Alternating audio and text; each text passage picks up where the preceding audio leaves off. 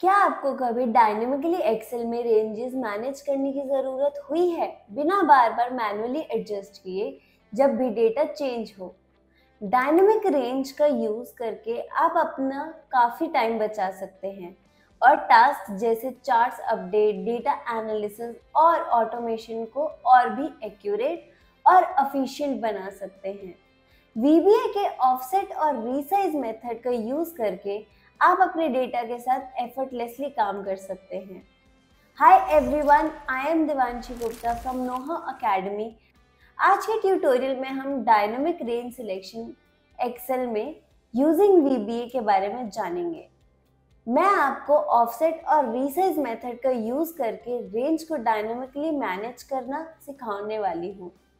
इस सेशन के एंड तक आप चेंजिंग डेटा सेट को आसानी से हैंडल करना सीख जाएंगे। तो चलिए शुरू करते हैं और एक्सेल को बनाते हैं और भी स्मार्ट और फास्ट। इस वीडियो में हम कवर करेंगे कि डायनामिक रेंजेस क्या हैं और इन्हें हम क्यों और कब यूज करते हैं। ऑफसेट मेथड का यूज देखेंगे जिससे कि हम रेंज को डायनामिकली एडजस्ट करना सीखेंगे। रीसाइज मेथड की मास्टरी देखेंगे जिससे कि हम रेंज को एक्सपैंड या फिर श्रिंक करना सीखेंगे। ऑफसेट और रीसाइज का कॉम्बिनेशन देखेंगे और एक पावरफुल सॉल्यूशन बनाएंगे। कुछ प्रैक्टिकल एग्जांपल्स देखेंगे जिससे कि हम चार्ट्स को और डेटा को समराइज करने को ऑटोमेट करेंगे। एरर हैंडलिंग और बेस्ट प्रैक्टिसेस देखेंगे ताकि आपका कोड रोबस्ट बन सके। चलिए सबसे पहले जानते हैं कि डायनामिक रेंजेस होती क्या हैं। डायनामिक रेंजेस अपने आप एडजस्ट हो जाते हैं जब आपके डेटा में चेंजेस होते हैं। ये तब यूजफुल होता है जब आपके डेटा को बार बार रीसाइज करना पड़ता हो या फिर आपको चार्ट से समराइज करने को ऑटोमेट करना हो। मैनुअल एडजस्टमेंट टाइम कंज्यूमिंग होता है। क्या आपने कभी मैनुअली रेंज अपडेट करते वक्त स्ट्रगल किया है? अपने एक्सपीरियंसेस को कमेंट्स में ज़रूर लिखें। अब हम देखेंगे कि ऑफसेट मेथड का यूज़ कैसे करते हैं। ऑफसेट मेथड एक रेंज का स्टार्टिंग पॉइंट रो और कॉलम के बेसिस पर शिफ्ट करता है। चलिए अब हम इसके लिए कोड लिखते हैं। हम सबसे पहले अपना वीबी एडिटर खोलेंगे। यहाँ पर एक मॉड्यूल इंसर्ट करेंगे और यहाँ पर हम अपना कोड लिखेंगे। Sub offset example, then dim ws as worksheet, then dim rng as range,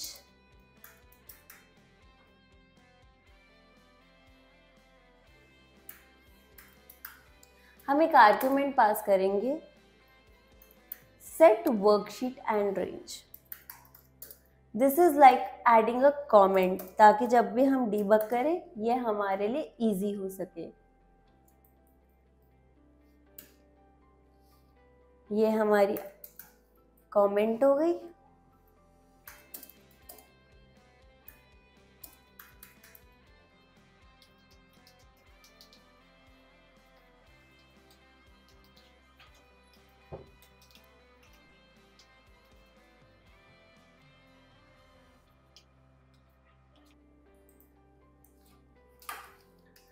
अब हम समझेंगे इस कोड का मतलब।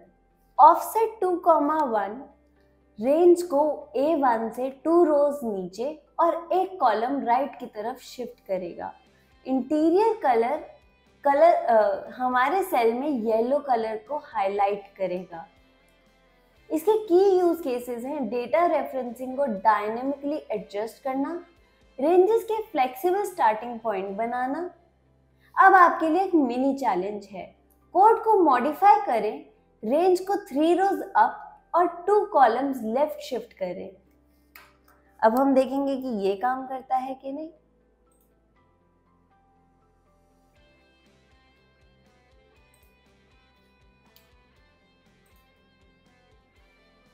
ये काम किया कि नहीं हम जाकर देखेंगे अपनी शीट पे।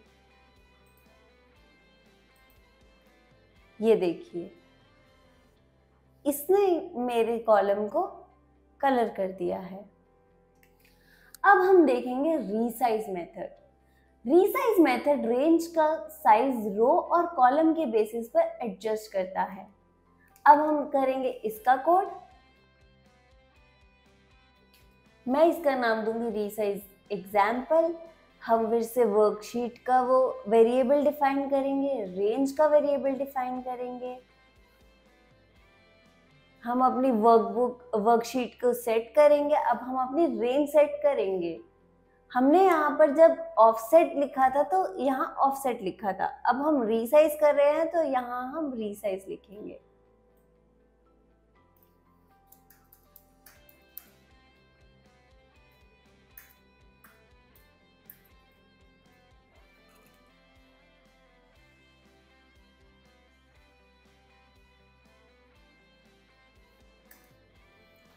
ये जो रीसाइज है वो 3 रोज और 2 कॉलम्स में एक्सपैंड कर देगा।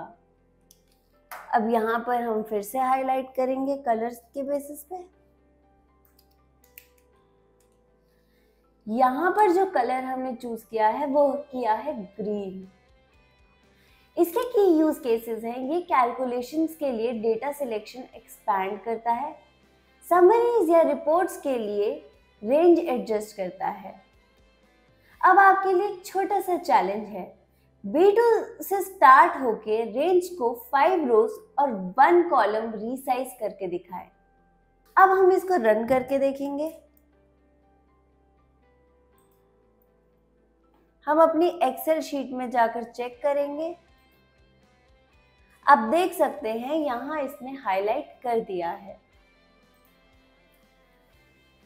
अब जब हमें ऑफसेट और रीसाइज करना आ ही गया है तो चलिए इसका कॉम्बिनेशन देखते हैं। ऑफसेट और रीसाइज का कॉम्बिनेशन यूज करके आप रेंजेस को पोजीशन और साइज में फ्लेक्सिबल बना सकते हैं।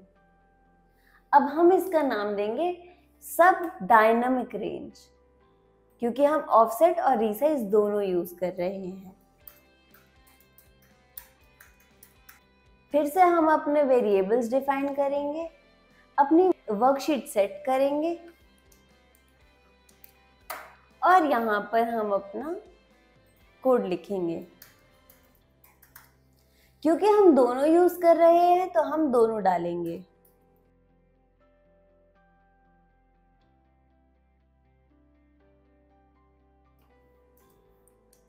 फिर से हम हाईलाइट करेंगे। यहाँ पर हम ब्लू कलर डाल रहे हैं। ऑफसेट 1,0 का मतलब है एक रो नीचे शिफ्ट करना। रीसाइज 5,3 का मतलब है रेंज को 5 रोज और 3 कॉलम्स एक्सपैंड करना।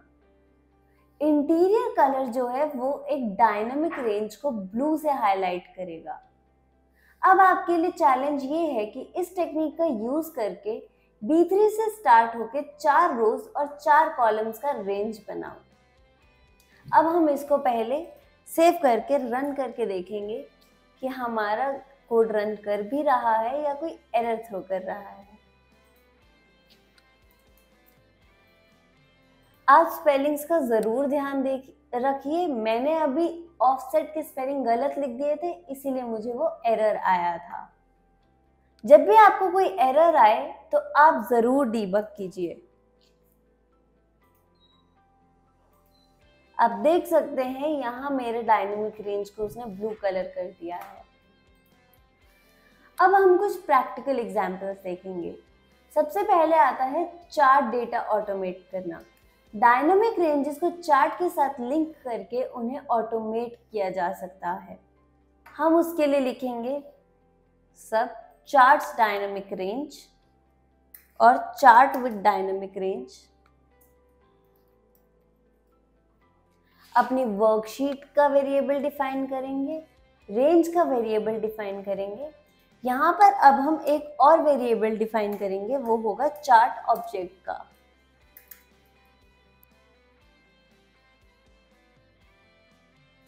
फिर हम अपनी वर्कशीट और डायनामिक रेंज को सेट करेंगे।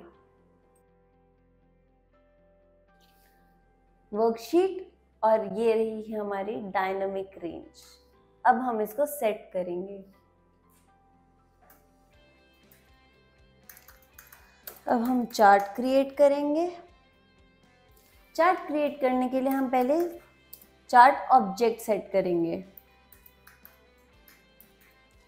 याद रखिए, जब भी आप ऐसा कुछ लिखते हैं तो यहाँ जो आप वेरिएबल डिफाइन करते हैं और यहाँ जो आप लिखेंगे वो हमेशा सेम होना चाहिए, वरना आपको एरर आएगा। यहाँ हमने अपने चार्ट्स की डायमेंशन सेट की है।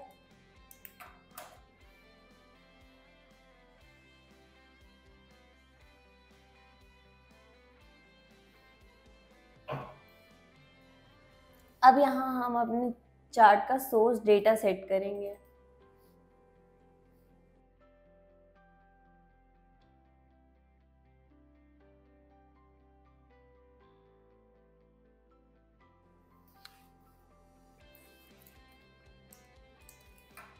इसको हम सेव करेंगे और रन करेंगे।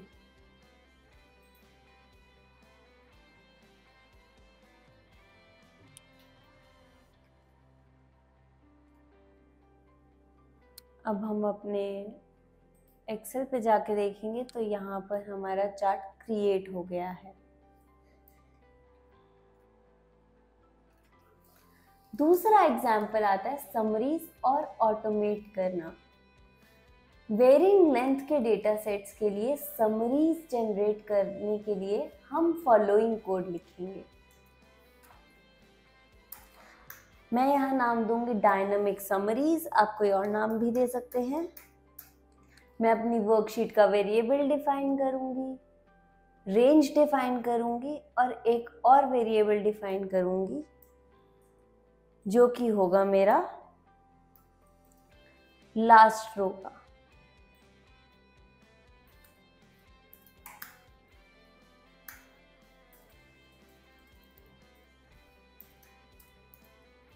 अब मैं लास्ट रो को ढूंढूंगी और रेंज सेट करूंगी। तो मैं अपने कमेंट को भी ऐड कर दूंगी।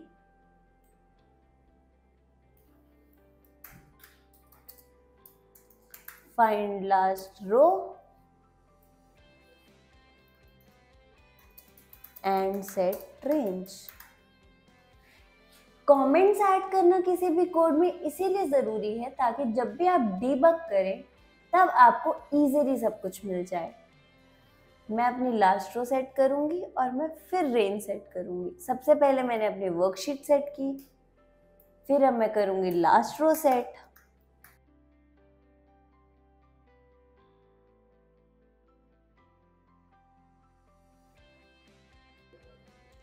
अब मैं अपनी रेंज सेट करूंगी।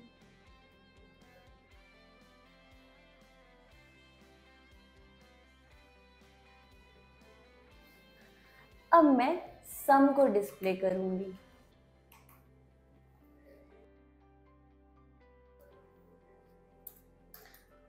तो मैं यहाँ पर एक कमेंट भी ऐड कर दूंगी। मैं एक मैसेज बॉक्स डालूंगी और यहाँ डालूंगी टोटल।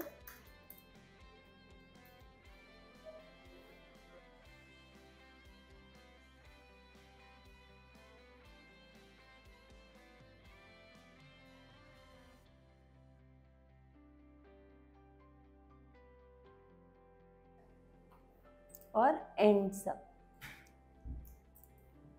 अब मैं इसको रन करके देखूंगी।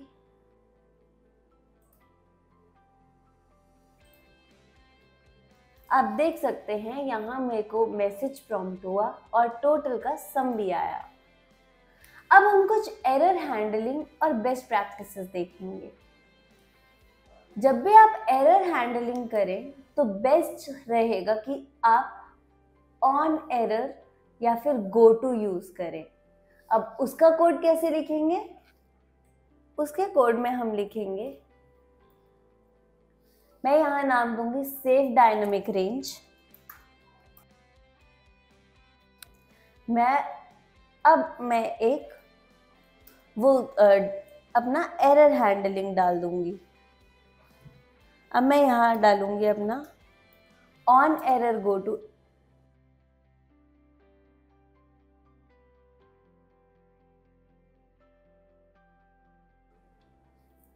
जब यहाँ हो गया तो मैं एक मैसेज बॉक्स दूंगी जो तब डिस्प्ले होगा जब मेरे उसमें एरर आएगा।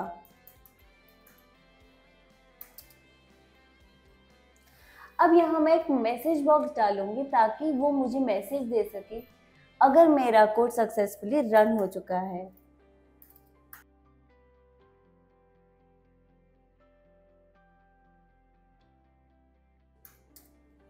लेकिन अगर मेरे उसमें एरर आता है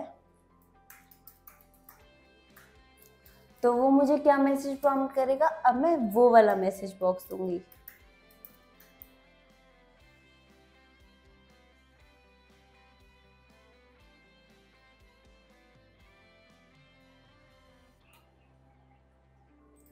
अब जब भी मेरा एरर आएगा तो ये मुझे एक एरर मैसेज देगा। चलिए इसको रन करके देखते हैं।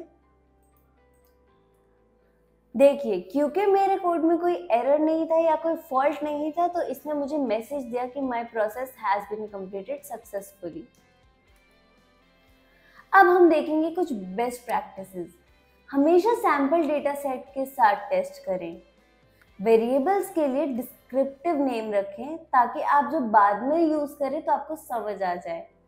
अपने कोड में हमेशा कमेंट्स ऐड करें ताकि और क्लैरिटी हो। स्क्रिप्ट्स रन करने से पहले डेटा बैकअप करना ना भूलें। इस वीडियो में हमने सीखा ऑफसेट और रीसाइज का यूज करके डायनामिक रेंजेस कैसे बनाते हैं। इन मेथड्स को कंबाइन करके पावरफुल रेंज मैनेजमेंट सॉल्यूशंस कैसे बनाते हैं। प्रैक्टिकल सिनेरियोज जैसे कि चार्ट क्रिएट करना, डेटा समरीज में इनका इम्प्लीमेंटेशन देखा। एरर हैंडलिंग और बेस्ट प्रैक्टिसेस के साथ कैसे इम्प्लीमेंट करना है वो सीखा। अब आप एक्सेल ऑटोमेशन के नेक्स्ट लेवल तक पहुंच गए हैं। Thank you for watching. अगर आपको ये ट्यूटोरियल हेल्पफुल लगा हो तो please follow know how academy. Excel के और टिप्स एंड ट्रिक्स के लिए फॉलो करना ना भूलें। आपको कोई भी क्वेश्चन हो या फिर कोई सजेशन हो तो कमेंट्स में ज़रूर लिखिए। मैं मिलती हूँ आपसे नेक्स्ट वीडियो में। Till then, stay curious, keep learning.